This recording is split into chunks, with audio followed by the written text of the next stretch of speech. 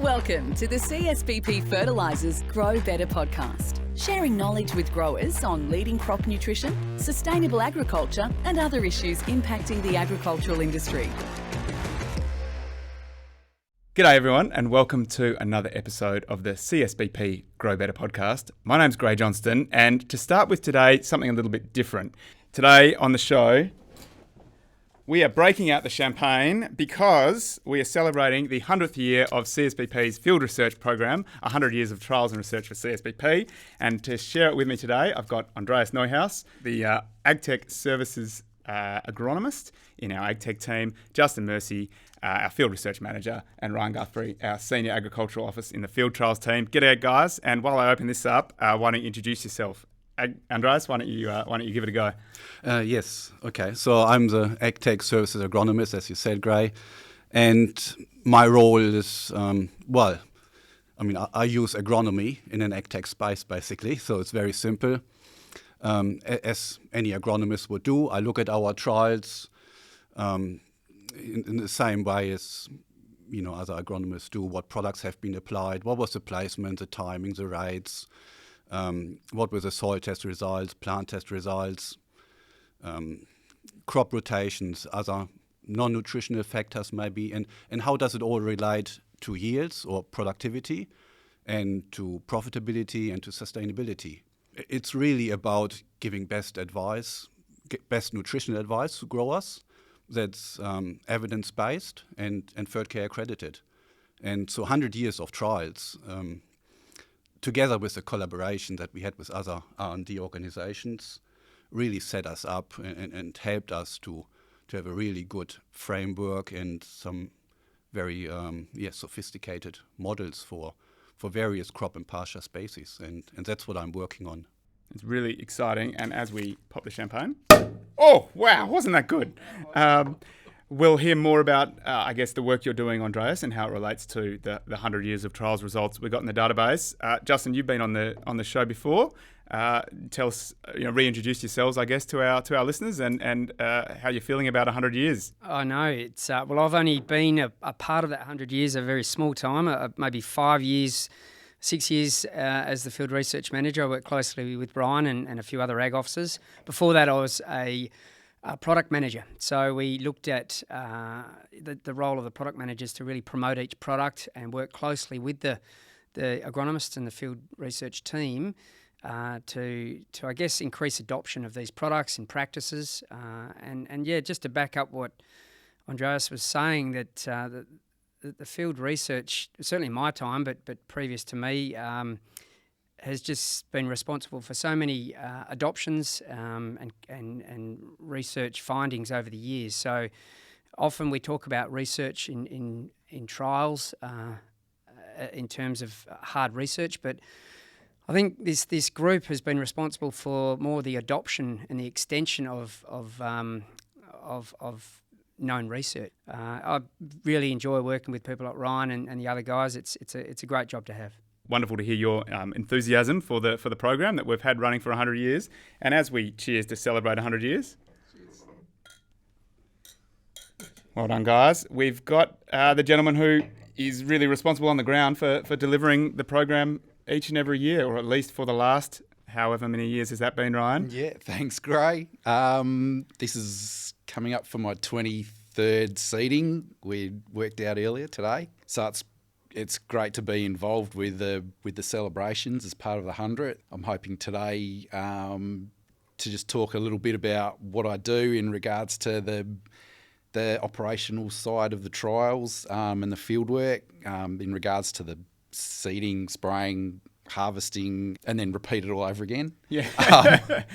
And even some of the history and maybe not going too far back, but since 2000 at any rate, and some of the experiences I've had with the business and with the trials. So we'll look forward to hearing about that. And I think we've got a great group here to talk about the modern history of field research. But if we look back, and I'm not expecting any of us really to look back to 1923, but maybe Justin, I know you've had to dig out the record books when we've been preparing to think about this centenary. What was happening back in 1923? What was farming like, and what was going on with this first trial that we did? Yes, well, I am the oldest amongst us four, but certainly can't go back that far.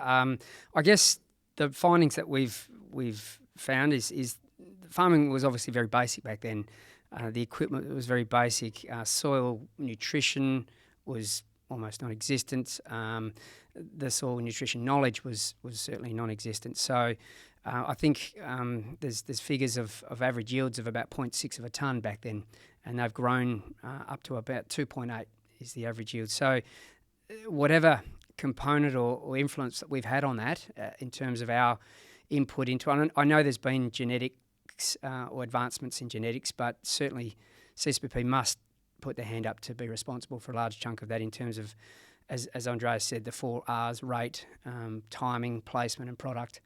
That is our mantra. That's what we go out and extend. So I guess back in 1923, there was evidence of the first trial, and that was back then the company was known as Cummings Smith Mount Lyell, or ML, and they went out to a group of farmers and basically it was a competition. I think there was a 60-pound prize for first, and it went from down to 20, 15 and 5 through the ranks, and it was just simply to demonstrate the value of superphosphate onto pastures. And the caveats were that it was about 5 acres, they weren't allowed to graze it, and it was to really show off the differences between the treatments. So I guess that is the start of trials at CSBP.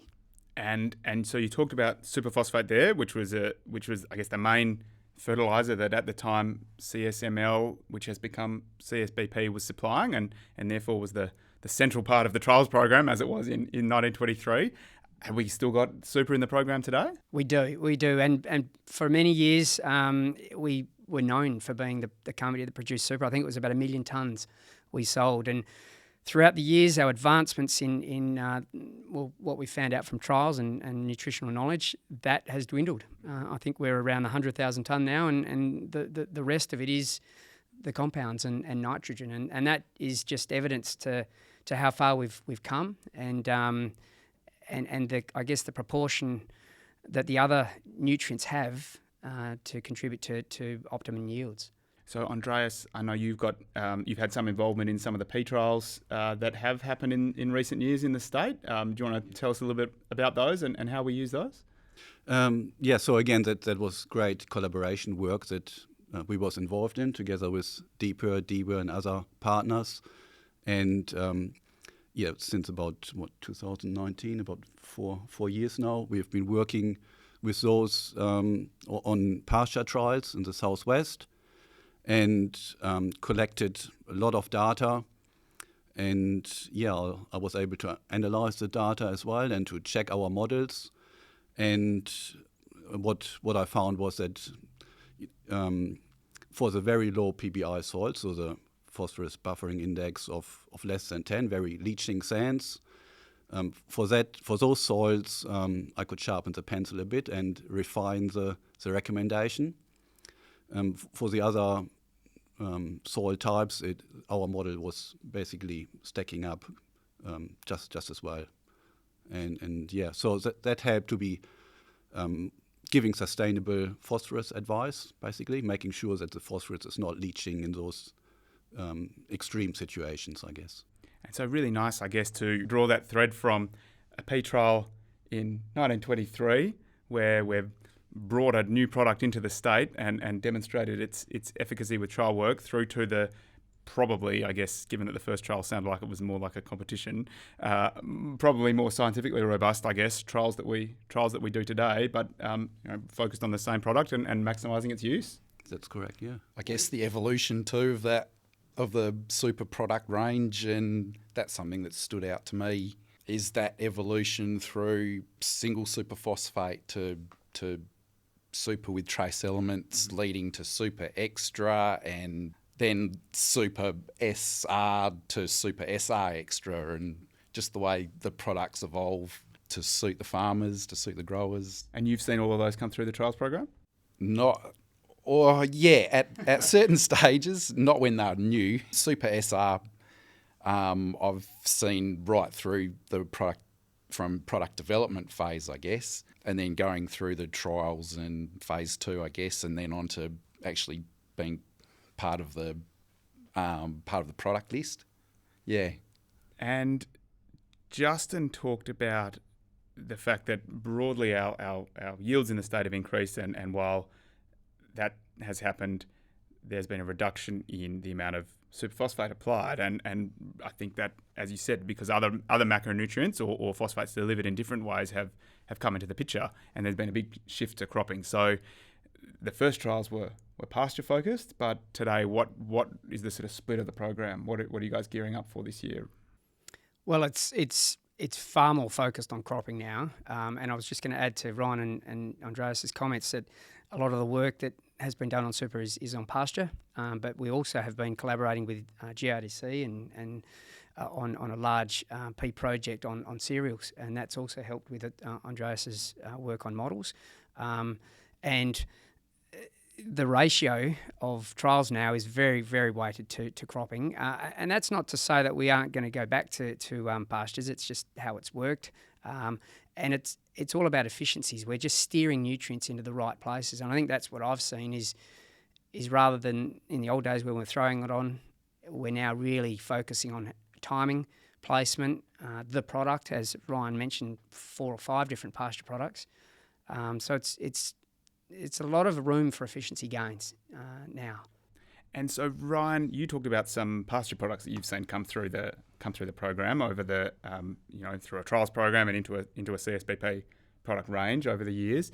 What about the cropping products you've seen come through and the trial work you've done on those? Well, when I first started in 2000, Flexien was the new and exciting product, which was a lot of hard work for us in the trials team, dealing with liquids, modifying seeders to actually be able to carry out these trials. It was all very new, and at times we were second guessing whether we were doing things right. But that's part of the excitement, and the growers were showing a lot of interest in it. The sales team.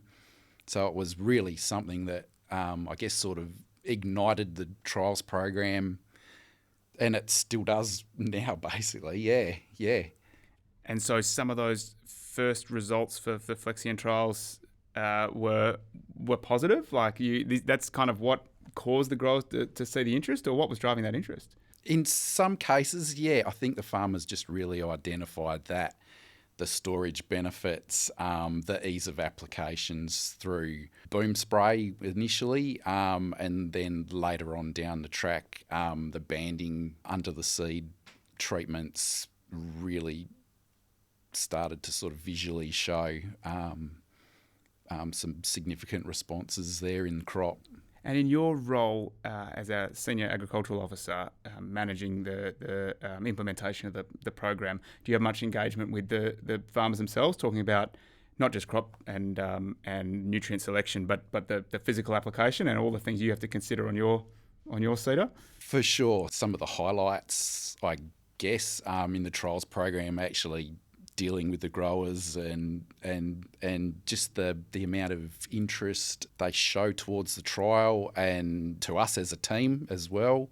They do go out of their way to help us out quite often in regards to giving up portions of their paddocks for trial sites. It's like a privilege to be invited onto the farm to carry out the work. And then I guess the thing is that the farmers really they appreciate the trial. They know they can get something out of it. It's going to help their business. And then I guess, Andreas, we've talked pasture and we've talked Flexien there, and Ryan's talked about that as probably being a big in his time with the program. And we talk nitrogen a lot on this program at the CSBP Grow Better podcast, and nitrogen clearly is one of the major macronutrients that we focus on as a business. How has nitrogen and the application and the way that the industry thinks about it changed in from your perspective and in your involvement with the modelling and recommendation systems over the years? So I think in recent times there's a stronger focus on sustainability.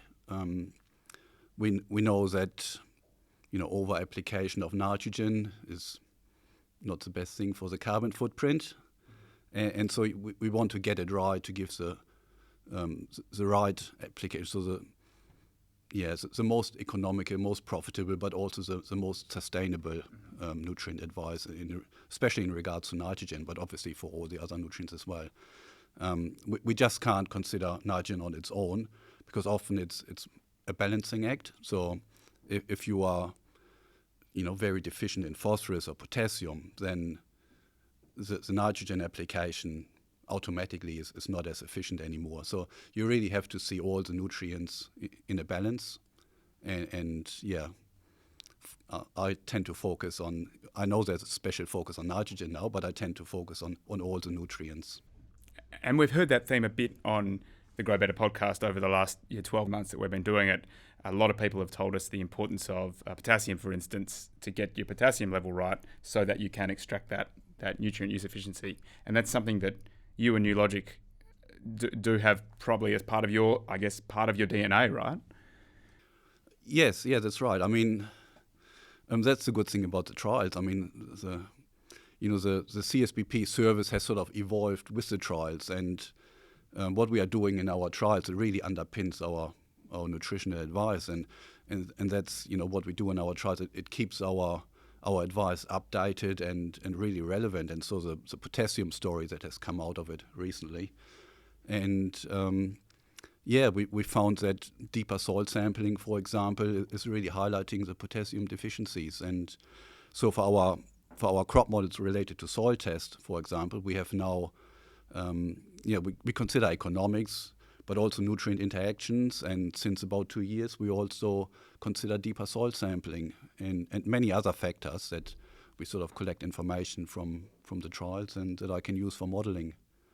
And the same goes for plant tissue tests. I mean, we also have built in many factors that are based on plant physiological concepts that we observe in our trials. And what we see in our trials, I think, is what the trials show is that both together, a pre-season soil test and an in-season plant tissue test, that's the best strategy to not just improve nutrient use efficiency of nitrogen and other nutrients, but it's also improving productivity, profitability, and also it's helping to reduce the financial risk of the fertilizer investment. Justin, I guess when Andreas is talking about the interaction effects there, that's something you think a lot about when you and the team are coming up with trial designs, and we got a lot of interaction trials that we've seen over the last couple of years.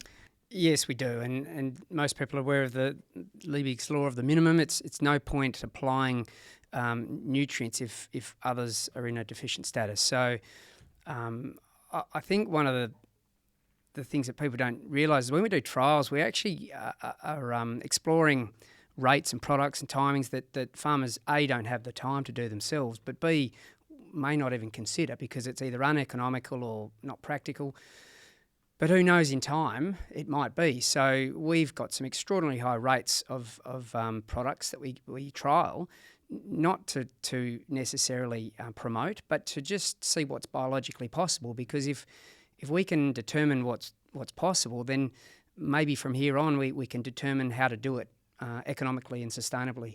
I guess when growers see ridiculously high or low rates or practices that they may not be involved with, we do explain to them that that's why we do it, and they come around, and in fact they are becoming the people who are saying, well, how about try this, how about try that, and they are coming up with new trial topics for us.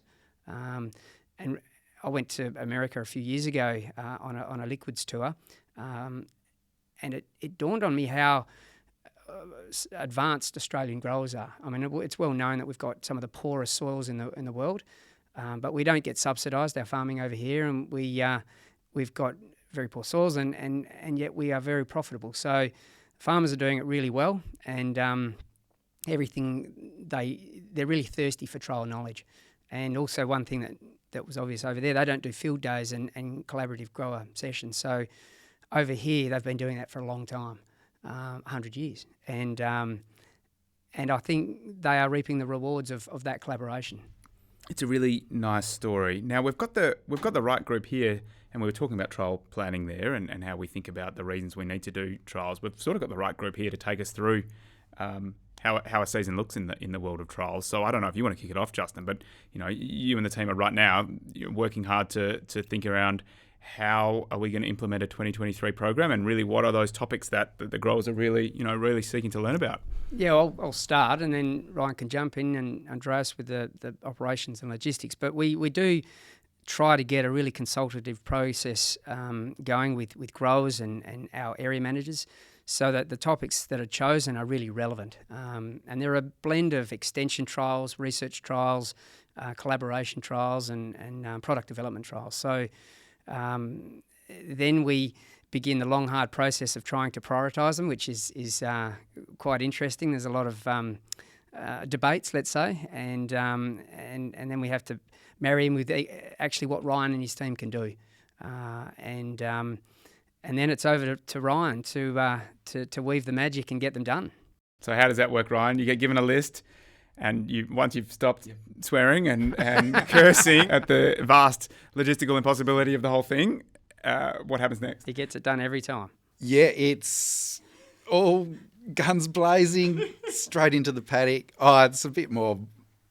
Yeah, there is a bit to it. I guess my end of the deal is to prioritise how we lay the program out, and how we actually get the trials in the ground, whether they be pasture trials, cropping, because we're trying to squeeze all different crop varieties as well as the pastures into a narrow seeding window. I guess even going back from there, we need to find the sites first, soil sampling, find the sites. Once we've got a lot of it is planning and preparations, 90% of it. In a way, the seeding and the stuff that I do is just the fun part and the easy part, and all the hard work's done once you get to the paddock.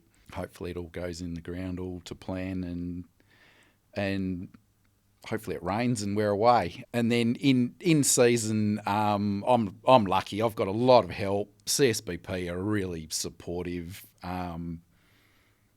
All our equipment is all top notch. Whatever we need to get the job done, and I'll see that trial program right through to harvest. We harvest all of our own trials right through to the end of the season, I guess. And how have those elements of the program, the size, the geographical spacing, and the equipment you use, how's that changed over your now 23 years with the program? Oh, I have been very lucky. When I first did start with CSBP, still even back then, trials was a big focus of the business. So we had all our own trials, specialised trial equipment, seeders, harvesters, sprayers. Now we have evolved slowly through. That's probably one of the highlights of my time in CSBP is getting new seeders built with more. Or they're a bit more complicated now than the old ones because we're dealing with liquids and lots of different placement. We're trying to sort of look at all facets of agronomy now. We're not just doing superphosphate rate trials. We're looking at full sort of nutrient strategy sort of trials now, so they can get quite complex in regards to placement, timing, probably in regards to plant sampling. There's the trials, getting enough data off of the trials it's very important, but also a very demanding part too of the job. What do you mean by that? What's the demanding bit? Every site is the same. If we've got sites stretching the whole wheat belt, getting our timings right is the big thing there. In terms of seeding or harvest or both? Yeah, for sure. Everything. If we don't get our seeding dates right, the trial's not relevant to the grower or the district or the area. And the flip side of that is too, we need to be on time with all our spraying. Harvest time, we can't let the trials sit there. We need to get that data as quick as we can and get the grain into the lab and get it analysed. And I guess it's an interesting point, I suppose, as growers' management of their program becomes more intense. They go over the crop more with, they go more post-emergent or more. You've got to kind of step up your program to match that. For sure, that window seems to be getting tighter and tighter every season as growers' programs get larger, their equipment gets larger, and everyone likes to start earlier. So that's a big thing with us. Yeah, yep. But we've got the team to cover it. Filling us all with confidence, Ryan. You can say it more confidently next time. That'd be good. And then I guess, Andreas, you told us before about how you big focus of your role is taking trials, not just the raw data, but the other things that we learn from the trial and turning it into advice for growers, whether it's one-to-one or whether it's via a recommendation system. But I don't know if Andreas or Justin, you're best placed to answer this, but one thing we haven't touched on is the sort of statistical analysis that happens at CSBP and how we make sure that the answers we get from the trials are not just thumb sucks. There's some robustness, if that's the right word, to them. Yes, yeah. So we look at the trial design. I mean, Justin probably knows better than me, but we make sure it's replicated, it's randomized, it's fit for statistical analysis, basically, and then we replicate these sort of designs in different places, collect the data over different seasons, different locations, and really collect a good data set that can be analysed. And it's often that you get the messages when you combine many trials together. Really, to just go by one trial or to hang your head on just one trial is not a good idea. So we want to see the same message coming through in many locations and seasons, and then we are confident that that trial data can be really analysed and be put into our program. So sometimes the trial data, it's not all winning trials. In fact, many aren't. And I think last year we had a trial in Esperance that I guess from the outset looked like it failed. But it was a really positive story that came out of it, and essentially it was that it was a sulphur response trial, and we were looking at sulphur sources. But at the end of the year there was no sulphur response, but the plants were all sulphur deficient. And what we learned from the trial was the timing was wrong, and we put the sulphur out too early, and that was a key learning. So although we're very transparent in how we analyse data and how we present the trials, we're not afraid to say that there's plenty that don't work out. But I think Ryan touched on Flexion, which is arguably one of the biggest success stories of a fertiliser product in Australia, let alone WA. There was some hiccups with Flexion. When it first came out, I think, Ryan, it burnt many crops, and that then started a whole range of trials. I think I certainly wasn't around, but you probably did many trials where we had to assess whether or not the scorching had an effect. And to this day, through those trials, farmers look at a bit of brown tinge on their crops and don't even look sideways. They don't care because they know that it has no impact on yield. But if it wasn't for that trial work that then assessed that there was no damage, maybe Flexion may not have taken off. It's a really good story and a really nice example. And I guess one thing I'm interested in hearing more about, if we've got any, are other horror stories from the trial program, or indeed if there have been any horror stories, because I'm sure, like all things in agriculture, not everything goes smoothly all the time. Are there anyone would care to fess up to? I'll kick off with one, but Ryan will have much more than me. But throw him under the bus. It's not so much one. It's one of the enjoyable parts of doing trials is working with growers, and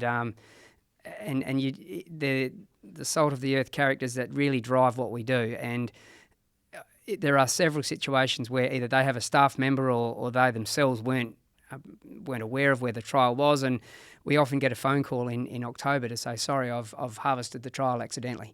or I've accidentally put the boom over the trial, and it's a nitrogen trial. So we do get that from time to time, and it's a bit of a laugh. And we inevitably go and do that trial again on their place because they're so thirsty for that information. But in terms of specific hiccups, Ryan probably got more stories than me. Do you really want to hear some? It's funny how some of the most memorable trials sort of are the ones that quite didn't go to plan. You'd think the ones you remember are the 10-ton real barley crop. terrors, the big ones, and which is true, because some of those, and the well-attended ones, the ones that stick with me are the farmer group trial sites with big field days and lots of interest. I know one that's always stuck with me was a trial we were seeding out at Wongan Hills, and the truck broke down, and at the time it wasn't a big deal until we realised it had broken down on top of a bull ant's nest. So that escalated quite quickly to the point where we literally abandoned the truck and went back to town without it because no one wanted to go anywhere near it because they were pretty angry. And someone recovered it in the end, or it's still there? No, it's not still there. We did have to recover it. There's always learnings in everything we do. Yeah, no, well done, Justin, and well done, Ryan. Thank you for that. And look, it's been great to hear about your enthusiasm and your memories of the program, and also really understand the way that the trials program that we do love very dearly and are pleased to celebrate the 100 years of has made an impact within our business and more importantly beyond our business and to the agricultural community and industry of our state over the last 100 years. So thank you all, Andreas, Justin and Ryan, for joining us today on the CSBP Grow Better podcast. That's it from us for today. As always, jump into our DMs and follow us at CSBP Fertilisers on all your favourite social platforms if you'd like to stay in touch with the show or indeed know about anything else that's happening in the world of CSBP. Keep in touch with our 100-year celebrations as they roll out over the course of the year. We'll be certainly heading out to most areas of the wheat belt with the trials program. So get down and visit trial when you have the opportunity with your local account manager or your local grower group, and keep listening to the CSBP Grow Better podcast to hear more. So cheers, guys. Well done again on 100 years. Thanks, Cheers, Cheers. And thank you all out there in Grow Better podcast world. See you later. Bye-bye.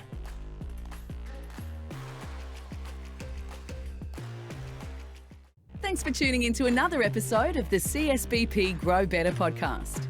For more information about CSBP, please visit csbp-fertilisers.com.au or connect with us on social media at CSBP Fertilisers on Facebook, Twitter, Instagram and LinkedIn.